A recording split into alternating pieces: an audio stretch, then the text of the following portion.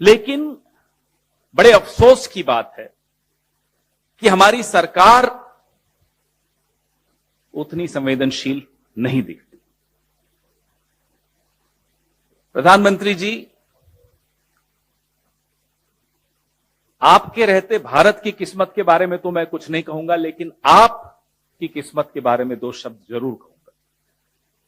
आपने एक कवच अपने आसपास खड़ा कर दिया। वो कवच आपको सीएजी रिपोर्ट से बचाता है, वो कवच आपको प्राइम टाइम डिबेट से बचाता है, वो कवच आपको किसी भी तरह की पब्लिक स्क्रूटिनी, सार्वजनिक जांच से बचाता है। वो कवच देश की सीमाओं को नहीं बचाता, वो कवच ऑक्सीजन के लिए मारे मारे फिर रहे लोगों को नहीं बचाता, वो कवच रेल यात्रियों को नहीं बचाता, वो कवच सिर्फ और सिर्फ आपकी छवि को बचाता है। ऐसा कवच किसी सरकार को, किसी प्रधानमंत्री को कभी नहीं मिला। काश ये कवच रेल यात्रियों को भी मिलता। एक जमाना था जब लाल बहादुर शास्त्री जी जैसे लोग थे जिन्होंने इस्तीफा दिया, माधवराव सिंधिया जी ने इस्तीफा दिया एक रेल हादसे पर, नीतीश कुमार जी ने इस्तीफा दिया एक रेल हादसे पर। इस्तीफे का अर्थ क्या होता है? इस्तीफे का अर्थ होता है नैतिक जिम्मेदारी लेना। ना जिम्मेदारी दिखती है, ना नैतिकता दिखती है। आपको क्या उम्मीद है यहां से कोई इस्तीफा आएगा? हमें तो यह नहीं समझ में आ रहा हम इस्तीफा मांगे किससे। वो व्यक्ति जो एक छोटे से रेलवे स्टेशन की भी हरी झंडी दिखा के उद्घाटन करते हुए दिखता है, वो, या वो जो कल सुबह से अपनी पब्लिसिटी में लगे हुए हों, टोपी पहन के कैमरा लेकर घूम रहे हों, किसका इस्तीफा मांगे हम? प्रधानमंत्री, हम आप पर छोड़ते हैं आप किसका इस्तीफा लेना चाहते हो, लेकिन ये देश उम्मीद करता है कि जिस तरह से लाल बहादुर शास्त्री जी ने, जिस तरह से नीतीश कुमार जी ने, जिस तरह से माधवराव जी सिंधिया ने इस्तीफा दिया था, आप भी अपने रेल मंत्री से इस्तीफा लेंगे। सीएजी रिपोर्ट आपके सामने है, पार्लियामेंट की स्टैंडिंग कमेटी की रिपोर्ट मेरे साथी, मेरे सहयोगी शक्ति सिंह गोहिल साहब के पास है, इस पर वो चर्चा करेंगे। सीएजी की रिपोर्ट बड़े स्पष्ट तौर पे बताती है कि 2017 से 21 के बीच में डिरेलमेंट, यानी ट्रेन के पटरी से नीचे उतर जाने की वजह से 1127 हादसे, 1127 derailments between the year 2017 and 21। By the way, ये सीएजी रिपोर्ट वही है जिसको आधार बनाकर आप लोग भी किसी जमाने में प्राइम टाइम डिबेट्स करते थे और यूपीए की सरकार के मंत्रियों से इस्तीफे मांगते थे। तब वो कवच नहीं होता था जो आज प्रधानमंत्री को कवच मिला हुआ है, आप सबकी तरफ से भी मिला हुआ है। मोदी सरकार का जो ट्रैक रिन्यूअल का बजट है, ये सीएजी रिपोर्ट भी हम आपको प्रेस रिलीज के मार्फत सर्कुलेट करेंगे। शायद आपके टेबलों पर आपके संपादकों ने नहीं भेजी होगी, या संपादकों की टेबलों पे उनके मालिकों ने नहीं भेजी होगी, मैं आपको जरूर भेजूंगा। ट्रैक रिन्यूअल का बजट हर साल कम होता जा रहा है और जो बजट है उसका यूटिलाइजेशन नहीं हो रहा। हम हाई स्पीड ट्रेन के खिलाफ नहीं है, लाइए, लेकिन 10-15 चमकती धमकती ट्रेन को दिखाकर आप पूरा इंफ्रास्ट्रक्चर, पूरा ढांचा खोखला करते चले जाएंगे, यह मंजूर नहीं।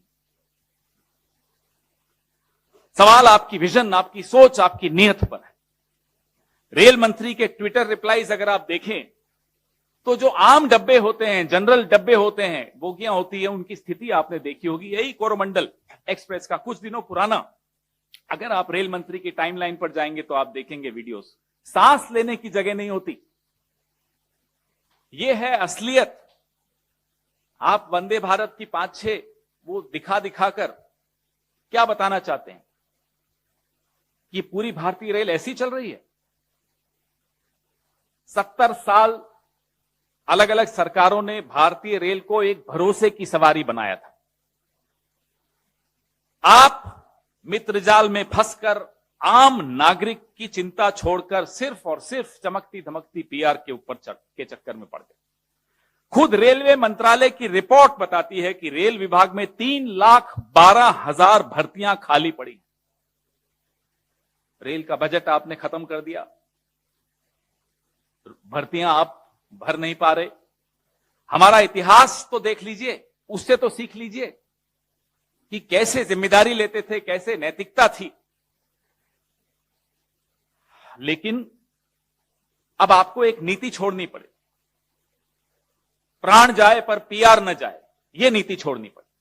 अभी 9 फरवरी को शक्ति भाई और मैं अभी चर्चा ही कर रहे थे, 9 फरवरी को यह एक आंतरिक रिपोर्ट है जो ऐसा ही हादसा होते होते बचा, उसके पश्चात की रिपोर्ट है। ये रिपोर्ट भी मैं आपको सर्कुलेट कर रहा हूं, हस्ताक्षर हैं इस पे साउथ वेस्टर्न रेलवे के एजीएम के, principal chief operations manager South Western Railway, जब वो बता रहे हैं कि ये सिग्नलिंग जो इंटरलॉकिंग सिस्टम है इसमें खोट है, अगर जल्दी ही इस खोट को दूर नहीं किया जाए तो इस तरह के हादसे होते रहेंगे।